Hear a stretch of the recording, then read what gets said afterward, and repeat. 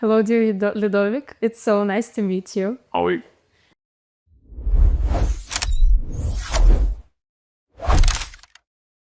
How did you end up on stage? Like, did you have passion from your childhood to opera? Oh, yes, from the very early beginning. I mean, music was around me when I was a little boy playing with, small cards, whatever. So every kind of music, not only opera, very much classical music, but also very much chanson française and international song too, South American song, British song, rock and roll, Russian song, Vysotsky, you remember this one? Rock and roll and Vysotsky. Yeah, I think it fits here. I think it's good. It fits well. It's kind of a rocker, Because my father was very much, was eclectic, so we were listening to many, many kind of things, and of course, centrally opera and mostly Italian opera.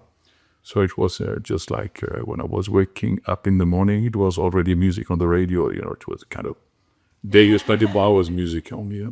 That's so good. And since what age have you started singing? I began to sing for myself when with a very small band, kind of a pop or rock and roll band. And apparently my voice was not fitting the repertoire. That's what my friend said, because I was singing too much kind of operatic. And this said because I was, of course, very much passionate about opera, but I never thought I could have done it professionally. I mean, I was intrigued because I said, why do they say this about my voice? So I was meeting one professor. She became my professor during 2 years. And so I began to study baritone, singing. And little by little, I got into the job professionally by the door of 2 companies, Lucerne in Swiss and Lyon. And then I began as a freelance singer. That's so inspiring. You also won Operalia long ago. And can you tell me, do you remember, did your life changed so fast after that? No, and then I didn't won. I did the second prize, ex-aequo. Yeah, like Christina. Yeah, You're both. it was my friend Elvin Short winning at the time. And I was ex-aequo with, really a serious singer, Joyce Di Donato. So I think it was a good company, And no, actually not, because I was doing this competition, let's say, sort of late for a singer. I think I was 30 years old or so. I guess 30. So I was not hoping, this competition to open me the job, because I was already on stage and doing good parts already in good theater. But my hope, and it was actually fulfilled, was to meet Placido, and he came all along the week that we had to help us and to advise us, and it was quite interesting to meet him, and it was very much inspiring me when I was young, when I was not even singing, and so it was an occasion to say him hello, thank you. That's what actually my goal. I was not aiming to win whatever one prize or whatever, but just to meet him, to say, wow, it was important when I was young to listen to your voice and you were to sing. Now I'm the singer, so I just want to shake hands, and that's it. And we did. That's so good. Ludovic, how do you think nowadays, is it important to win all of these big grand opera competitions to build a career for young opera singers like me, for example? It is very important to win. I don't know, but to do those competitions, because then you are meeting la crème de la crème of your generation. It's quite important to see where you are. I mean, not about quality of the decibel or voice, whatever, but what is surrounding you at a certain moment. It's quite important. It is not enough to work on your side, by yourself, and into a room with your professor. It's good to see the world. And talking about Domingo competition, it's exactly what it is about.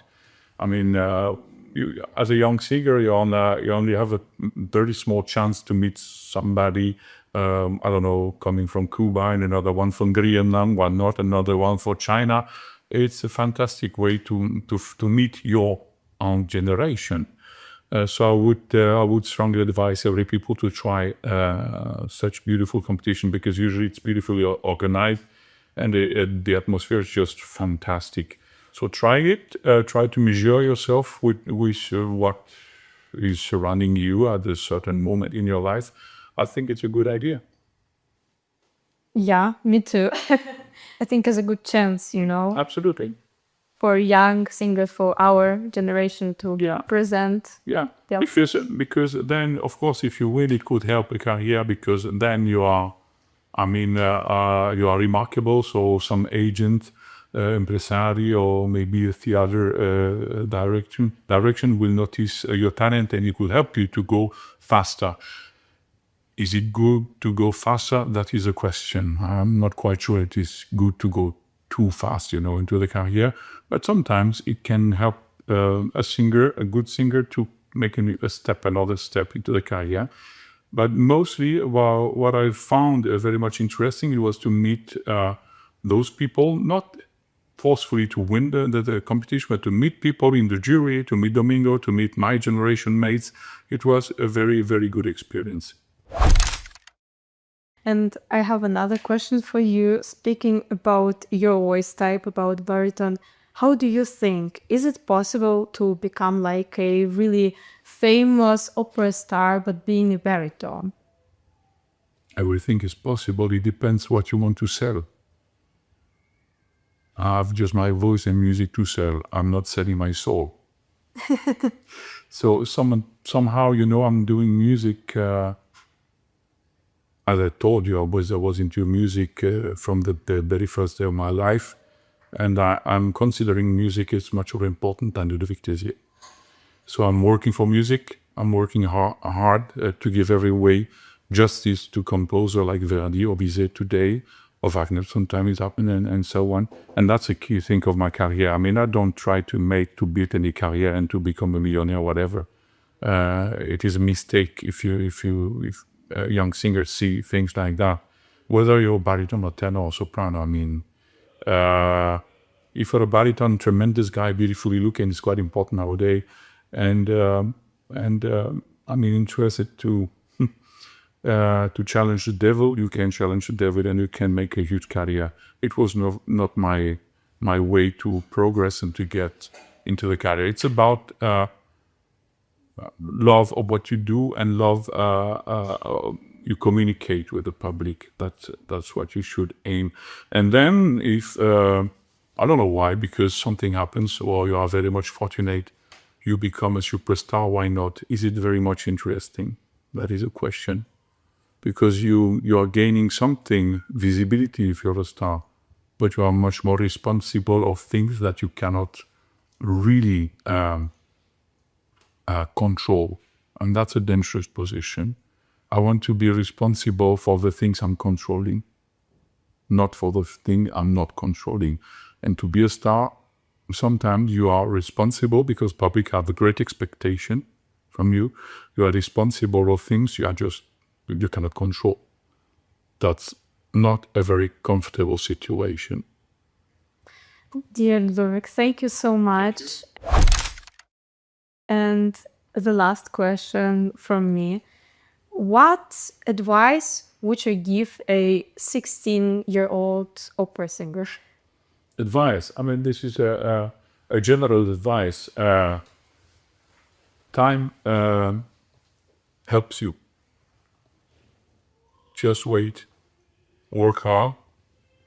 Don't try to push the door. Let the door open.